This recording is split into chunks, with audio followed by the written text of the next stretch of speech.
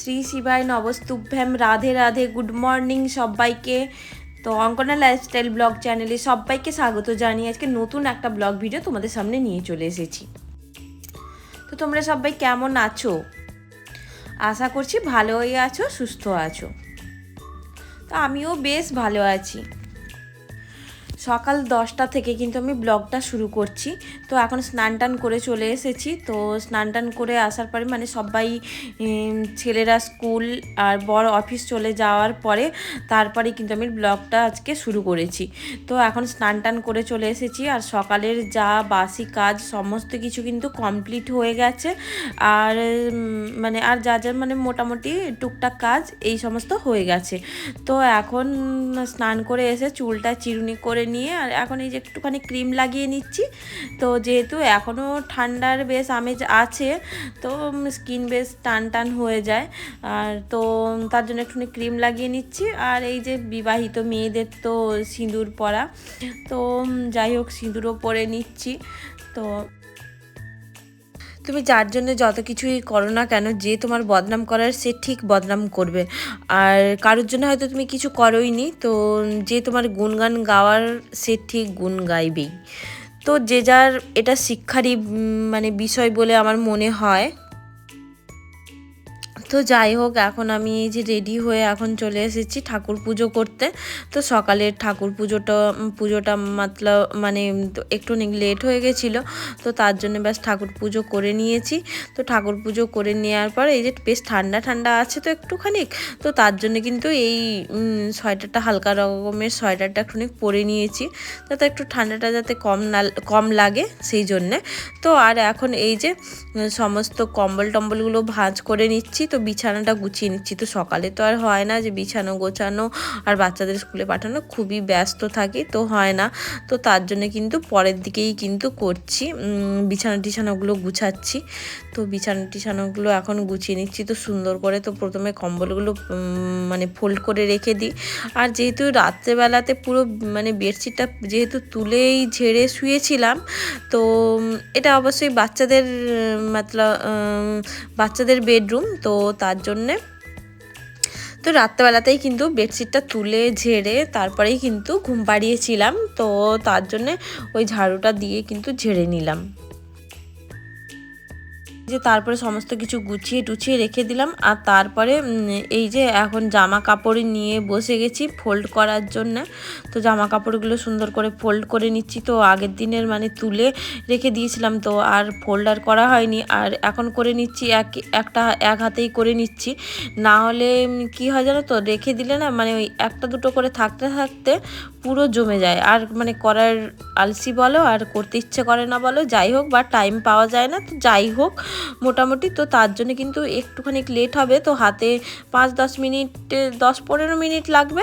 তো তার জন্য একটুখানি হাতে টাইম নিয়ে ফটাফট করে এই যে জামা কাপড়গুলো গুছিয়ে নিচ্ছি সুন্দর করে। তো একটার পর একটা সমস্ত কিছু কিন্তু ফোল্ড করে রেখেছি। তো এখন কিন্তু ঠান্ডাটাও বেশ কমে গেছে, তো তার জন্যে মানে সমস্ত কেচে ধুয়ে মানে কাচা তো ধরো তোমার ডেলি হচ্ছে, তো তবুও যেগুলো মানে ধরো পড়বে না, তো সেগুলো আলাদা করে একটা সাইডে করে রেখে দেবো এখন। তো তারপর যখন মানে পুরো একটু ঠান্ডাটা কমে যাবে, পুরো যখন কি সমস্ত কাপড়গুলো কাচা ধোয়া হয়ে যাবে, তারপরে কিন্তু আমি বক্সের মধ্যে গুছিয়ে রেখে দেবো। তো অবশ্যই তোমাদের সঙ্গে আমি শেয়ার করবো সেই।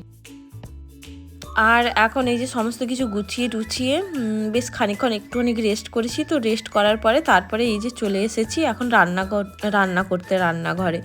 তো এখন এই যে মূলো শাক ভাজা করব। তো তার জন্য মূলো শাকগুলোকে একদম ছোট ছোট করে কেটে আর একটুখানি সেদ্ধ করতে বসিয়ে দিয়েছি নুন আর হলুদ দিয়ে একটুখানি সেদ্ধ করতে বসিয়ে দিয়েছি। আর এখানে কি রান্না করবো, এই যে ডিম সেদ্ধ করে রেখেছি, আর আলু কেটে রেখেছি অল্প একটুখানি, আর এই যে বাঁধাকপি কেটে রেখেছিলাম কিন্তু বাঁধাকপিটা কিন্তু করা হয়নি।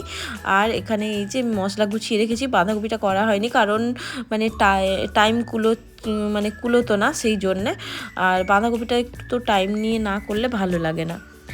আর এই যে এখানে ঢ্যাঁড়স ভাজাটা মানে কাটাটা তোমাদের সঙ্গে দেখানো হয়নি, পরে কেটেছিলাম। তো এখন ঢ্যাঁড়সটা ভাজা করে নিচ্ছি তেলে পুরো মানে ভাজা করেই। তো এইটা খেতে পছন্দ করে ছেলে, তো তার জন্য কিন্তু ওইভাবে করে কিন্তু ভেজে নিচ্ছি। আর এখানে এই যে ডিমের ঝোল বানাবো, তো ডিমটা ভেজে নিয়েছিলাম, 2টো ডিম। তারপরে মনে পড়লো যে মানে আরও একটা ডিম ভেজেই নিই।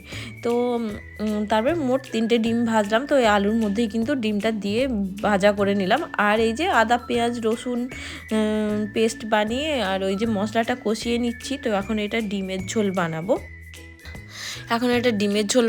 তো তার জন্য এই যে মশলাটা কষিয়ে নিচ্ছি। তো মশলাটা পুরো ভালোভাবে কষিয়ে নেওয়ার পরে এই যে 3টে ডিম আর অল্প একটুখানি আলু ছিল, দিয়ে ওইটাই 4 পিস আলু, কারণ আমার বর আলু খায় না আর ডিমের ঝোল বাচ্চারাও খায় না, তো আমি আর আমার বর খাবো। তো সেইভাবেই কিন্তু ওই অল্প একটুখানি বানিয়ে নিচ্ছি, অল্পই, যেহেতু 2জন খাবো তো 2জনের মতো করেই রান্না করে নিয়েছি ডিমটা। আর এই যে তারপরে এই যে মূলো শাকটা বেশ মানে, তো এই প্রথমবার কিন্তু মূলো শাকটা আমি ভাজা করছি, এই প্রথমবার। আর প্রথমবার খাচ্ছিও মূলো শাক, আগে কিন্তু কখনো খাইনি বা রান্না করিনি। আর মূলো শাকটা কিন্তু বেশ মানে কি বলবো, বুড়ো হয়ে গেছিলো। তো ওটা বেশি করে পেঁয়াজ আর রসুন দিয়ে ভাজা করেছিলাম, বেশ ভালো লেগেছিলো। তো এখন চলো কি কি রান্না করলাম তোমাদের সঙ্গে দেখিয়ে দিই। তো এখন এই যে ভাত করেছি, তো ভাত ছিল, তো ভাত তো থাকবেই তাই না। আর রুটিও করেছিলাম, তো রুটিটা তোমাদের সঙ্গে আর শেয়ার করিনি।